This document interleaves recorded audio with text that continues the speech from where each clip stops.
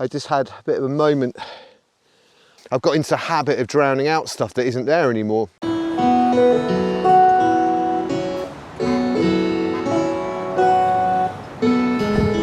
Good morning, day 2. It's not raining somehow. For the time being, it's not raining. Still got yellow weather warnings, and in fact that's why I've changed my plans for today. I was originally going to ride over Black Mountain on a route that's completely unknown to me and didn't look like something that would be a good idea, whilst they've been having yellow weather warnings, and actually they've had a few accidents and stuff over here with people falling in rivers and stuff like that. So I thought I'd come and do something a little bit safer. There's a pretty well-known gravel route around here. It can be extended to 22k, so that's the plan today, is to go and do that this morning. Fingers crossed, even though it's really cold. It's not raining right now, and I've got some dry clothes that I didn't wear yesterday. Over that way is Sennybridge Range, the Tirabad military road that I've used loads. Actually, it's one of my favourite places in the world to ride. And over that way, interestingly enough, is where Commute let me down pretty badly when I got a route wrong on the Grand Tour in 2020. Yeah, I have to do this on the Tour de France.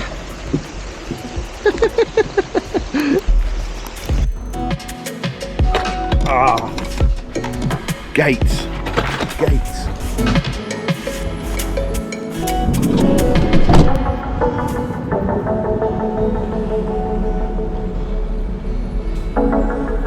After a brief bit of road, it was immediately on to trail. Technical for me, and I've learnt quickly that gradient and surface don't show up on a video at all well. That's my excuse anyway.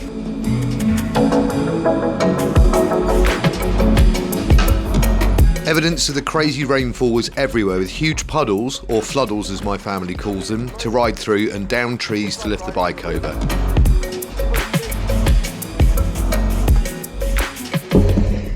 So when you turn the hard right on the map and start sort of heading back on yourself, at the moment I'm encountered with this, which is not something I want to ride through, and not something I know what's under there or anything, so I can't comment on what's under it or what it's like. I guess I'll have to come back in the summer, right?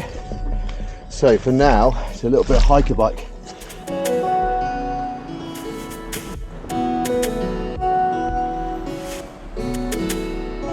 Yeah, another tree down. We've had it here. Someone's trying to cut down a massive Christmas tree. Couldn't get it in the back of their car.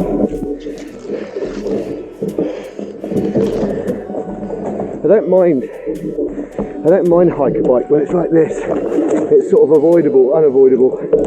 But as far as these trails look so far, I mean, they probably look rideable again in the summer. And I think a bit later on I'll get onto some forest track, but I don't mind this, because at the end of the day I'm the one that's come to West Brecon Beacons in the middle of January.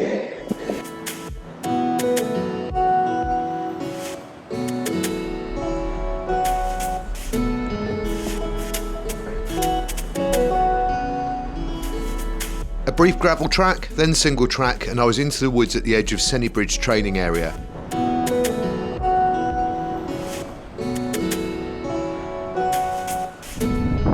Hey, some view, right? It was impossible to ride through these woods. The steep descent, relentless roots, ruts and down trees made this tough going. As much as these roads are very unused, when they are used, they're often used by vehicles like this.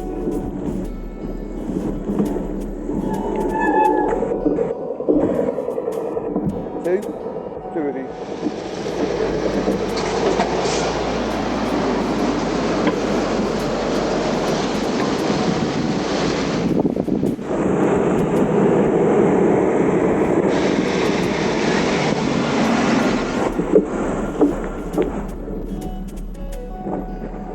And in my experience, it's worth giving way to them. I mean, they could be farm lorries or forestry lorries like that one, or military vehicles, but always be courteous. They're always on the lookout for riders and walkers, and on the main roads, well, the main roads, tarmac roads, motorbikes, etc. And I often ask them if there's a couple of them, how many of you are there? I don't know if you saw me doing that back there. I went 2, because you can see 2, and you went, yep, 2. That means you can stay out of their way. Right, brief little section on road, back up hill on some gravel track, having gone through that technical part.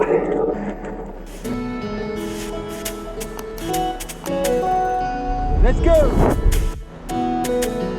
After a really exciting descent into the valley, I began climbing out the other side on another logging road. As I put pressure on the pedals, I began to be aware of how isolated I was. No one knew where I was, just me, my bike and my thoughts. No one for miles. I was both exhilarated and cautious about it, but I began thinking beyond the bike ride.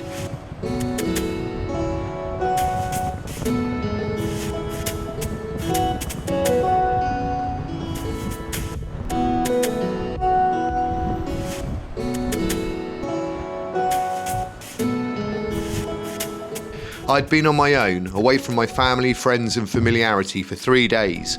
My thoughts were, unusually, allowed to reach a conclusion before being externally interrupted. Somewhere up there, I just had a bit of a moment, stopped the bike and just had a bit of a moment, not like a moment of clarity, more like a moment of peace, almost like a realisation, or I don't know really what it is. Just I stopped to just listen. There was 2 things really I was listening out for. There was a bird somewhere off, I don't know what, I'm not good with birds and stuff. There was a bird anyway. It wasn't a magpie, it wasn't a seagull, that's all I hear around my way. Oh, and the starlings. And to see the wind in the trees, actually bending them over, got a bit gusty up there as well. But it's just this complete peace. And I thought what I came here to find were these tracks. And I found them, they're amazing. But actually, when I come to the Brecon Beacons, quite often I come and ride my bike, more often, see on this trip, my gravel bike, but in the past 3 years or so, training or doing the grand tour on my road bike, and I'd ride during the day and then maybe make a video in the pub in the evening and put a video together and sink a load of pints and go back to the van and sort of carry on and sort of knock myself out. Because I think at times I'm sort of afraid of boredom, scared of boredom and the thoughts that creep into my head and the avoidance of addressing those issues when they start to creep into your head. And I haven't drunk now for whatever it is, 11 days, the 11th of January, 11 days. Haven't really missed it, hasn't been difficult, I've done it before, but I think what's been different on this trip is just the fact that I've been prepared for the boredom, I've been prepared for the peace, and I've welcomed it. And in the past, that's why I'm so at it all the time, doing stuff. Just don't want to keep background noise in there all the time, like white noise. You only have tinnitus, you listen to white noise to sort of make it blend in. And I think that's why I'm always doing stuff, always doing. I don't want the things in the background to stand out. And I'm actually okay with that now, because maybe there aren't any. I think that's probably the thing. I've got into the habit of drowning out stuff that isn't there anymore. And I haven't seen anyone apart from a couple of lorry drivers for the last 2 hours.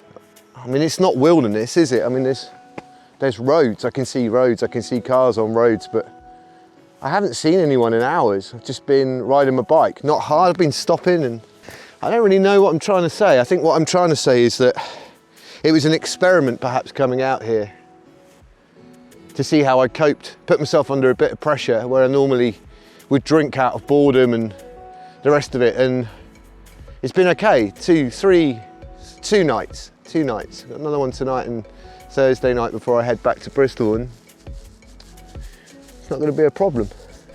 You know what that is? That's the light at the end of the tunnel. Without turning this into one of those weird LinkedIn statuses, life is full of climbs where you have to dig in but pace yourself. Fun and exciting descents, unexpected changes of challenging terrain that you have to brace yourself for. Times when you question your ability and skill and have to weigh up whether to slow down, unclip for a bit and walk, or whether to have courage, risk it all, pick a line, get on the drops and go for it, all in. We'll get lost and have to make a call that you've gone the wrong way and it's time to turn back, or trust your instincts and sense of direction and keep that path. But also times when you reach the top and just have to stop and take in the view because it's beautiful, and sometimes the world of distraction and interruption we live in stops us from doing that.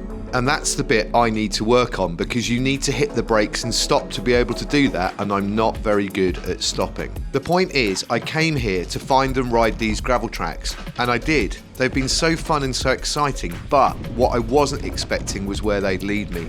Far from being a grit road to Damascus moment, it was more the gentle realisation that no matter what the terrain, fast or slow, the most important thing is to keep pedalling on, to keep moving forward, because if we do, we'll get to where we need to get to for the time being. Nearly back to the van. One more really steep climb to go. That should take me to a car park. I got quite lost back there. It's ended up taking about an hour longer to do this ride than I'd intended, but it doesn't matter. It's been worth every pebble stroke.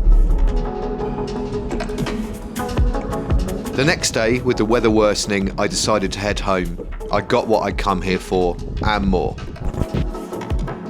Join me on my journey, subscribe and hit the notifications bell. I'd love to know your thoughts on what I've said in this video, so please leave a comment below and give me a thumbs up. It helps the channel grow to a wider audience. Take care of yourselves.